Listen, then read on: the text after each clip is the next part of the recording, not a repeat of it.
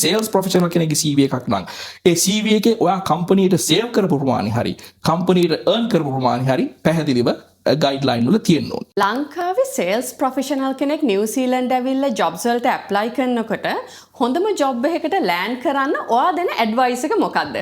ඒ ප්‍රශ්නෙට උත්තරය අතර මම කොටස් කීපකින් ඔයාට දෙන්නම්. ඉස්සෙල්ලම ලංකාවෙන් එන්න කලින් ඔයාට කරන්න පුළුවන් දේවල් මොනවද? පළවෙනිම කරන්න පුළුවන් දේ ඔයාගේ නිව්සීලන්ඩ් වල තියෙන කරන්ට් ජොබ් මාකට් එක ගැන ඔයාට හොඳ අවබෝධයක් තියෙන්න ඕනේ.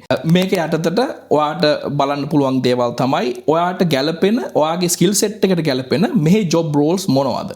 එතකොට ඒ වගේ ජොබ් රෝල්ස් තියෙන කම්පනීස් මොනවද? ඔයාගේ ස්කිල් සෙට් එකට ගැලපෙන රික්‍රූට්මන්ට්ස් කරන රික්‍රූටින් කම්පනීස් මොනවද? ඔයාගේ ජොබ් එකට ගැලපෙන සැලරි ස්කේල්ස් මොනවද? මේ වගේ දේවල් ඔයාට ලංකාවේ ඉඳන්ම රිසර්ච් කරන්න පුළුවන්.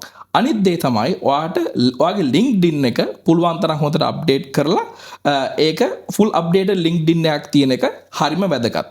අනිත් දේ මම විස්තර කරන්නම් පොඩ්ඩක් ඉස්සරහට. පුළුවන් නම් New Zealand TV programs, New Zealand radio channels වලට වගේ දේවල් වලට ඇහුම්කන් දෙන්න පටන් ගන්න. රේඩියෝ channels වලට ඇහුම්කන් දෙන්න පුළුවන්. රෝවර් කියලා app එකක් තියෙනවා. ලෝකේ ඕනම තැනක ඉඳන් ඔයාට ඇහුම්කන් දීම කරන්න පුළුවන්. ඒක පස්සේ ඔයාට interview stages වලට එනකොට ලොකු advantage එකක් වෙනවා. දෙවනි පියවර විදිහට නවසීලන්තයට ඇවිල්ලා ඔයා actively job වලට apply කරනකොට ඔයාගේ CV එක හදන්න ඕන විශේෂ විදි කීපයක් තියෙනවා. මගේ ඇඩ්වයිස් එක ඔයා ලොකු මාස්ටර් CV එකක් තියාගන්න ඔයාගේ ඔක්කොම දේවල් තියෙන. මේ CV එක පිටු 6ක් 7ක් 8ක් වෙන්න පුළුවන්. ඒක ප්‍රශ්නයක් නෑ. ඒ වුණාට නිව්සීලන්ඩ් ස්ටෑන්ඩඩ් සේල්ස් ප්‍රොෆෙෂනල් කෙනෙක්ගේ CV ෆෝමැට් එක සාමාන්‍යයෙන් maximum 2 pages නැත්නම් 2.5 pages. හැම ජොබ් එකකටම ඔයා ඇප්ලයි කරද්දී CV එක සහ cover letter එක ජොබ් එකට අනුව කස්ටමයිස් කරන්න. මේකට ගොඩක් වෙලාව යන වැඩක්. ගොඩක් වෙලාවට මේක හරියට ඇප්ලයි කරනවා නම් එක ජොබ් එකකට ඇප්ලයි කරන්න පැය දෙකක් වගේ වෙලාවක් යන්න පුළුවන්.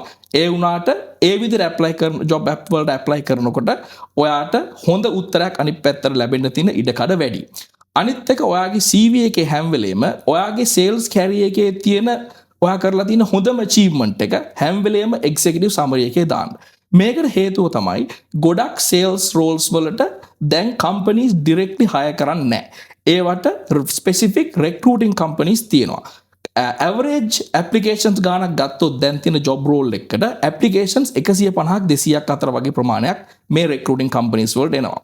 කම්පනි එක්ක ඇත්තට මේගොල්ලෝ ෆෝවර්ඩ් කරන්නේ 3ත් 5ත් අතර ප්‍රමාණයක්. එතකොට අර 200න් 3ත් 5ත් අතර ප්‍රමාණයට තේරෙන්න මුල ඉඳන්ම CV එකේ කියවන රෙක්රූටර්ට